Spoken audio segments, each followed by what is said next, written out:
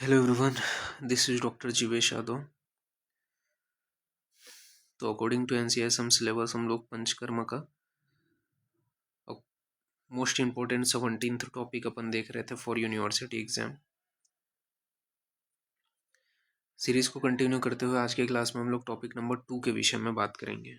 Start करते हैं तो आज का लेक्चर।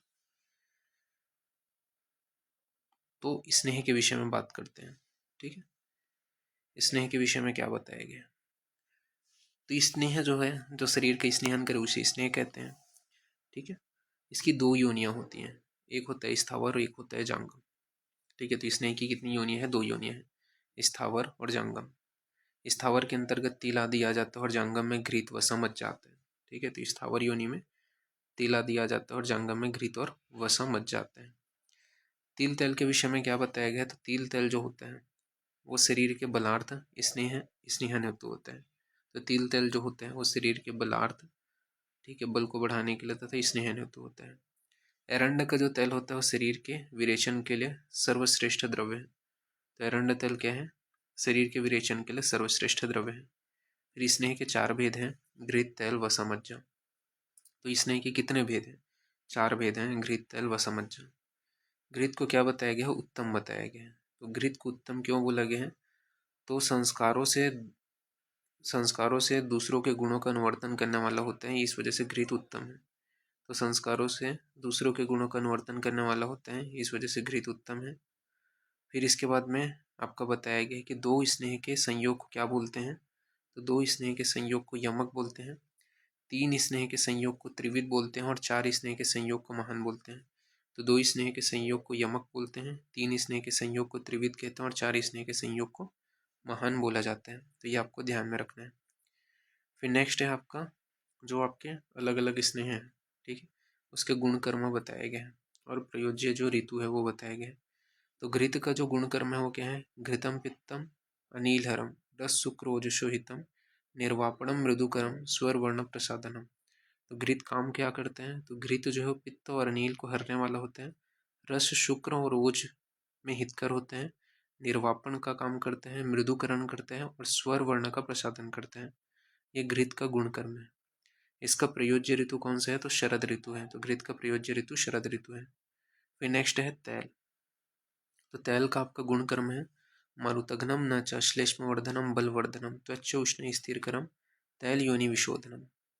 तो तैल क्या काम करता है? मारुतघ्न यानी कि वात को हरने वाला होता है, श्लेष्म का वर्धन करता है, बल का वर्धन करता है, त्वचा में उष्णता तथा स्थिरता लाता है और योनि विशोधक होता है। ये किसकी प्रॉपर्टी है? तैल की प्रॉपर्टी है। तैल का प्रयोग कब करते हैं? तो प्राविट ऋतु में तैल का प्रयोग किया जाता है। फिर नेक्स्ट है वसा। तो वसा का श्लोक है वृद्ध भग्न भ्रष्ट योनि कर्ण शिरोष रुजि परुष्य उपचायते स्नेह व्याम चिष्यति वसा। तो वृद्ध भग्न है, ठीक है, भ्रष्ट योनि है, कर्ण शूल सिरा शूल हो रहे हैं, ठीक है, पौरुष उपचय है, तब क्या है? वसा का प्रयोग करना चाहिए। वसा का प्रयोज्य काल कौन सा है? जो रेगुलरली व्यायाम करते हैं ऐसे व्यक्तियों को वसा का प्रयोग करना चाहिए। प्रयोज्य काल क्या है वसा का? तो माधव यानी कि वैशाख। फिर है मज्जा। तो मज्जा में बोले बल शुक्र रस श्लेष्म मेदो मज्जा विवर्धनम मज्जा विशेषतो अस्था नाम च बलकृत स्नेहितम। तो मज्जा जो है वो बल शुक्र रस श्लेष्म मेद और मज्जा इनको बढ़ाने वाला होता है। मज्जा का विशेष स्थान अस्थियां है, ठीक है। इसका प्रयोज्य जो काल है वो माधव यानी कि वसंत है, ये आपको ध्यान में रखना है। फिर स्नेह का प्रयोग काल के विषय में बात कर लेते हैं कि स्नेह का प्रयोग काल क्या बताया गया है। तो स्नेह के प्रयोग काल में यहाँ पे बोला गया है कि अत्यंत शीत और अत्यंत उष्ण काल में स्नेह का सेवन नहीं करें।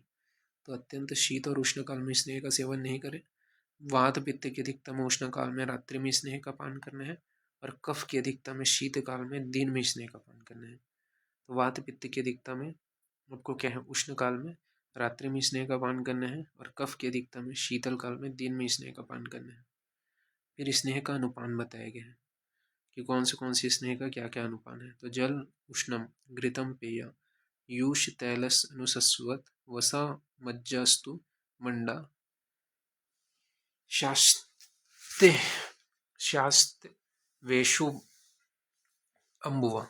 यानी कि घृत का जो प्रयोग है वो उष्ण जल के साथ में घृत का उष्ण जल के साथ में प्रयोग करना है, तैल का यूज के साथ में, वसा और मज्जा का मंड के साथ में प्रयोग करना है। तो वसा और मज्जा का मंड के साथ में प्रयोग करना है, और उसके बाद में उष्ण जल। तो सभी स्नेहों के पान के बाद में उष्ण जल पीना चाहिए। ठीक है, तो जितने भी स्नेह हैं उसके पान के बाद में क्या है, उष्ण जल पीना चाहिए। इससे क्या होते हैं, तो इससे स्नेह जीर्ण तथा स्नेह लिप्त मुख का शोधन हो जाता है। तो इससे क्या हो रहा है, स्नेह जीर्ण हो रहा है और स्नेह लिप्त मुख का शोधन हो जा रहा है। तुअर तेल और भल्लातक के तेल को शीतल जल में ही पीना चाहिए। तो तुअर तेल और भल्लातक का जो तेल है उसको क्या है, शीतल जल में ही पीना चाहिए। फिर नेक्स्ट है स्नेह की प्रविचारणाएं। तो स्नेह की 24 प्रकार की प्रविचारणाएं। ठीक है, चरक और कश्यप ने 20 बताए हैं। फिर स्नेह की क्या है, 24 प्रविचारण है। कौन से हैं, रस, ओदन, विलेपी या वागु, मांस, सूप, शाक, यूष, दूध, दही, मध्य, लेह, खांड, काम्लिक, तिलकल्क, शक्तु, भक्ष्य, अभ्यंजन, कर्णतैल, अक्षितर्पण, नस्य, गंडूस, वस्ती, उत्तर वस्ती। ये जो है टोटल 24 प्रकार की स्नेह की प्रविचरण है। तो रस, ओदन, विलेपी या वागु, मांस, सूप, शाक, यूष, दूध, दही, मध्य, लेह, खंड, कमलिक, तिलकल्क, शक्तु, भक्ष्य, अभ्यंजन, कर्णतैल, अक्षितर्पण, नस्य, गंडूस, वस्ती, उत्तर वस्ती। ये 24 प्रकार की प्रविचारणा है। फिर स्नेह की प्रविचारणा में क्या बताया कि स्नेह को भोज्य पदार्थ के साथ लेना है। तो स्नेह को क्या है, भोज्य पदार्थ के साथ लेना चाहिए। अच्छा पान है, बोले है केवल स्नेह का पान करना। ठीक है, वो क्या है, अच्छा पान है। फिर स्नेह के रसों के संयोग से 64 प्रकार की प्रविचरण है। इसके अलावा चरक तथा वांगभट ने भी 64 बताए हैं। तो रसों के संयोग से 63 है और अच्छा पान 1 है। तो ये आपको ध्यान में रखना है। फिर नेक्स्ट अपन आगे बढ़ते हैं। तो नेक्स्ट आपका क्या बताया गया है, स्नेह की मात्रा, पाचन काल, रोग तथा अवस्था। तो सबसे पहले है स्नेह की हास्य मात्रा। तो इस स्नेह की हास्य मात्रा कब बोलेंगे, तो जो अर्ध दिन यानी कि 6 घंटे में पच जाते हैं, तो वो क्या है आपका स्नेह की हास्य मात्रा है। तो जो अर्ध दिन यानी कि 6 घंटे में पच जाए वो स्नेह की हास्य मात्रा है। कौन से रोग में हास्य अवस्था में अपन स्नेह का पान कराते हैं, तो ज्वर, अतिसार तथा कास में हास्य अवस्था में अपन पान कराएंगे। तो ज्वर, अतिसार व कास में हास्य अवस्था में अपन स्नेह का पान कराएंगे।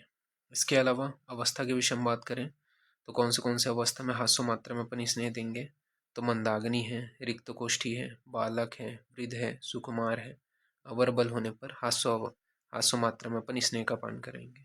तो मंदाग्नि, रिक्त कोष्ठी, बालक, वृद्ध, सुकुमार, अवर बल में हास्य मात्रा में अपन स्नेह का पान करेंगे। फिर है मध्यम मात्रा। तो मध्यम मात्रा में स्नेह के विषय में बताया गया। मध्यम मात्रा में तो पाचन काल 1 दिन 12 घंटे में जो पच जाता है वो स्नेह की मध्यम मात्रा है। तो 1 दिन या 12 घंटे में जो पच जाए वो स्नेह की मध्यम मात्रा है। कौन से रोग में मध्यम मात्रा में स्नेह का पान कराते हैं, तो क्षुद्र कुष्ठ, प्रमेह, वात रक्त में।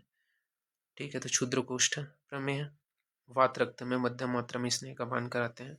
अवस्था बताया गया है कि मृदु कोष्ठी, मध्यम अग्नि बल, शरीर बल होने पर अपन मध्यम मात्रा में स्नेह का पान करेंगे। तो मृदु कोष्ठी, मध्यम अग्नि बल, शरीर बल होने पर मध्यम मात्रा में स्नेह का पान कराते हैं। फिर है उत्तम मात्रा। तो उत्तम मात्रा में बताया गया कि पाचन काल 1 अहोरात्र यानी कि 24 घंटे में जो पच जाए उसे उत्तम मात्रा कहते हैं। तो 1 अहोरात्र 24 घंटे में जो पच जाए उसे उत्तम मात्रा कहते हैं। कौन से रोग में उत्तम मात्रा में स्नेह का पान कराएंगे, तो सर्पदृष्ट, विसर्प, उन्माद, गुल्म, मूत्रकिच्छ तथा विबंध में। तो सर्पदृष्ट, विसर्प, उन्माद, गुल्म, मूत्रकिच्छ तथा विबंध में उत्तम मात्रा में स्नेह का पान कराते हैं। अवस्था बताया गया है कि तीक्ष्ण अग्नि, शरीर बल श्रेष्ठ, नित्य प्रभूति स्नेह सेवी में उत्तम मात्रा में स्नेह का पान कराते हैं। तो तीक्ष्ण अग्नि, शरीर बल श्रेष्ठ, नित्य प्रभूति स्नेह सेवी में उत्तम मात्रा में स्नेह का पान कराते हैं। फिर नेक्स्ट है आपका मद विभ्रंश। तो सुखपूर्वक स्नेहन एवं शोधन के लिए प्रयुक्त स्नेह की मध्यम मात्रा मद विभ्रंश कहलाती है। तो सुखपूर्वक स्नेहन एवं शोधन के लिए प्रयुक्त स्नेह की मध्यम मात्रा मद विभ्रंश कहलाती है।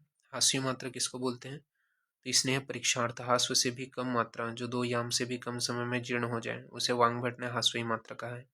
तो स्नेह परीक्षार्थ हास्य से भी कम मात्रा जो 2 याम से भी कम समय में जीर्ण हो जाए उसे हास्यी मात्रा कहते हैं।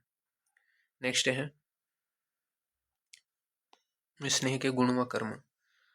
तो स्नेह के गुण व कर्म में सबसे पहले आपका घृत। तो घृत का गुण कर्म क्या है? तो यह जो है वात पित्त प्रकृति में प्रयोग करते हैं। वात पित्तज रोग में क्षत क्षीण दह, ठीक है, शस्त्र विष अग्नि से हत रोगी में, शौकुमार बलवर्ण वाले, स्वर का प्रसादन करने वाले, चक्षु कामता, आयु प्रकर्ष कामता, पुष्टि कामता, प्रजा कामता, दीप्ति, ओज स्मृति मेधा अग्नि, बुद्धि तथा इंद्रिय बल हेतु अपन घृत का प्रयोग करते हैं।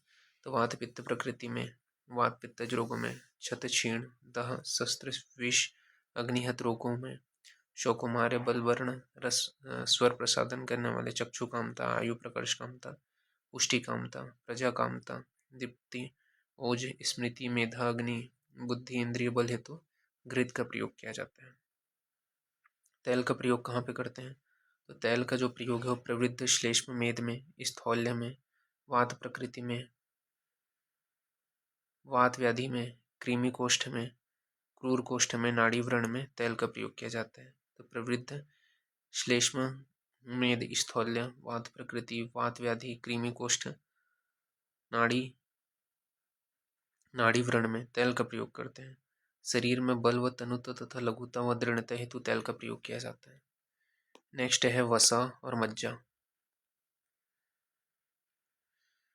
तो वसा का जो प्रयोग है, वातः रुक्षता में, भारध्वस्कर्षित में, सशुष्क ऋतु रुधिर में, कफ मेद क्षय में, तीक्ष्ण अग्नि में, अस्थि संधि सिरा स्नायु तथा मर्म कोष्ठ में महारुजा होने पर, तो अस्थि संधि सिरा स्नायु मर्म कोष्ठ में महारुजा होने पर, स्रोतावृत बलवान वायु प्रकोप होने पर वसा का प्रयोग किया जाता है।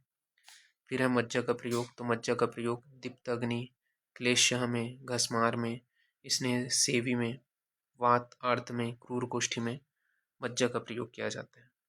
फिर स्नेह का प्रकर्ष काल बताया गया कि मृदु कोष्ठी में 3 दिन तक होता है और क्रूर कोष्ठी में 7 दिन तक होता है। तो ये स्नेह का प्रकर्ष काल है। फिर चरक अनुसार बात कर लेते हैं। तो चरक अनुसार क्या बताया गया? तो चरक अनुसार स्नेहन की योग्य। तो चरक अनुसार स्नेहन की योग्य में यहाँ पे आपका बताया गया है, स्वेद्या शोधितव्यस्य रुक्षवात विकारणा व्याम मध्य स्त्री नित्य स्नेह शुर्यते च चिंतका, यानी कि जिसको स्वेदन शोधन करना हो, रुक्ष हो, वात व्याधि से पीड़ित रोगी में नित्य व्याम मध्य स्त्री प्रसंग सेवी एवं चिंताशील व्यक्ति में स्नेहन कराते हैं। जिसको स्वेदन शोधन करना हो, रुक्ष वात व्याधि से पीड़ित रोगी में नित्य व्यायाम करने वाला, मध्य स्त्री प्रसंग सेवी चिंताशील व्यक्ति को स्नेहन कराते हैं। फिर स्नेहन के योग्य कौन से हैं जिनको स्नेहन नहीं कराने हैं? तो स्नेहन के अयोग्य के अंतर्गत क्या कौन कौन आते हैं आपके? तो आपका उरु स्तंभ का रोगी है, ठीक है, आम वात का रोगी है, उत्सन्न कफ मेद वाला रोग है, मंदाग्नि गर्भणी तालुशोष का रोगी, तृष्णा मूर्छा का रोगी, अन्न से द्वेष करने वाला, छर्दी उदर का रोगी, आम दोष विषाक्त रोगी, दुर्बल क्षीण एवं जिन्हें नस्य वस्ति आदि दी गई हो, ये स्नेहन के अयोग्य हैं। फिर अति स्निग्ध में बताया गया है कि पांडु का रोगी, गौरव कफ जाड्या, पुरुष विपक्वता, तंद्रा रुचि उत्क्लेश, ये सभी क्या है? अति स्निग्धता के लक्षण है। तो पांडुता को उत्पन्न होना, गौरवता को उत्पन्न होना, कफ का उत्पन्न होना, जाड्यता होना, पुरुष विपक्वता होना, तंद्रा रुचि होना, ठीक है, अति स्निग्ध का लक्षण है। अति स्निग्ध जो है, अति स्निग्धत्व पांडत्वम घ्राण वक्त्र गुदस्त्रवा, ठीक है, यह अति स्निग्ध का लक्षण है। फिर स्नेहन के पूर्व भोजन। तो स्नेहन के पूर्व क्या भोजन बताया गया? स्नेहन से पूर्व भोजन बताइए, स्नेहपान के से 1 दिन पूर्व द्रव उष्ण अभिसंधि नीति स्निग्ध ऐसा भोजन करना चाहिए। फिर संशोधन के हेतु बताया गया। तो संशोधन के हेतु क्या है? तो रात्रि में भोजन जीर्णोपरांत मध्यम मात्रा में संशोधन कराना है। तो रात्रि में भोजन के जीर्ण उपरांत मध्यम मात्रा में संशोधन कराना है। संशमन के हेतु क्या है? तो भोजन के समय भूख लगने पर प्रधान मात्रा में अपने को संशमन कराना है। तो भोजन के समय भूख लगने पर प्रधान मात्रा में संशमन कराना है। साम पित्त में केवल घृत पान यानी कि अच्छा पान का निर्देश दिया गया है। पंचकोल आदि पाचन औषधियों से अग्नि दीपन कराते हैं। निराम पित्त में केवल घृत पान कराना चाहिए। तो ये चीज़ याद रखना, साम पित्त की अवस्था में केवल घृत पान निषिद्ध है, जबकि निराम पित्त में घृत पान कराना है। फिर स्नेह के व्यापक बताए गए। स्नेह के कितने व्यापद बताए गए हैं और उनकी चिकित्सा क्या है वो अपन देख लेते हैं। स्नेह के 19 व्यापद बताए गए हैं। कौन सा? तंद्रा, उत्क्लेश, अनह, ज्वर, स्तंभ, विसंगता, कुष्ठ, कंडु, पांडु, अर्श, शोथ, अरुचि, उदर रोग, ग्रहणी, उदरशूल, स्थैमित्य, तृष्णा, जीवा स्तंभ और आमदोष। ये 19 उपद्रव हैं। तो स्नेह व्यापद कितने हैं? 19 हैं। तंद्रा, उत्क्लेश, अनह, ज्वर, स्तंभ, विसंगता, कंडु, कुष्ठ, पांडु, अर्श, शोथ, अरुचि, उदर रोग, ग्रहणी, उदरशूल, स्थैमित्य, तृष्णा, जीव स्तंभ और आमदोष। चिकित्सा के विषय में बात कर लेते हैं। इसकी चिकित्सा कैसे करेंगे? तो वमन, स्वेदन व स्त्रंसन चिकित्सा करना है। इसके अलावा वृक्ष, अन्नपान, तक्रारिष्ट व त्रिफला का प्रयोग करना है। वमनार्थ स्नेह के विषय में बात करें तो वमनार्थ स्नेह में बताया गया है कि स्नेहपान के 1 दिन बाद द्रव्य, उष्ण तथा मांस, रस और भात खिला करके वमन कराना चाहिए। तो स्नेहपान के 1 दिन बाद द्रव्य, उष्ण, मांस, रस तथा भात खिला करके वमन कराना चाहिए। विरेचनार्थ स्नेह में बताया गया कि स्नेहपान के 3 दिन बाद विरेचन कराना है। पंच प्रशीति क्रिया में बताया गया कि घृत, तेल, वसा, मज्जा और तंडुल को प्रत्येक को 1-1 प्रशीति अपने को लेना है। फिर सलवण स्नेह में क्या बोला गया है? तो सलवण स्नेह में बताया गया कि लवण मिश्रित सभी स्नेह से शीघ्र ही स्नेहन हो जाता है। लवण जो है वह विषंदी, अरुक्ष, सूक्ष्म और उष्ण तथा व्यावी होता है। फिर विचारणा के योग्य बताया गया है कि जो स्नेह से द्वेष करते हैं, स्नेह नित्य, मृदु, कोष्ठ, क्लेश को सहन करने वाले नित्य मध्यशील व्यक्ति जो है वो क्या है? विचारणा के योग्य है। भोजन के पूर्व पिया स्नेह शरीर के अधोभाग के रोगों को और भोजन के मध्य में पिया स्नेह शरीर के मध्य भाग के रोगों को और भोजन के उपरांत पिया स्नेह शरीर के ऊर्ध्व भाग के रोगों को नष्ट करता है। ये अष्टांग हृदय ने बताया है। तो ये चीज ध्यान में रखना। वांग भट्ट ने स्नेह अनुद्वेग कर 7 सध्या स्नेहन योग बताए हैं। ठीक है, तो वांग भट्ट ने स्नेहन अनुद्वेग कर 7 सध्या स्नेह योग बताए हैं। तो ये आपको ध्यान में रखना है। इस प्रकार से ये जो पूरा टॉपिक है वो फिनिश होता है। नेक्स्ट क्लास में आगे का कंटिन्यूशन करेंगे। तो अभी के लिए इतना ही। Thank you.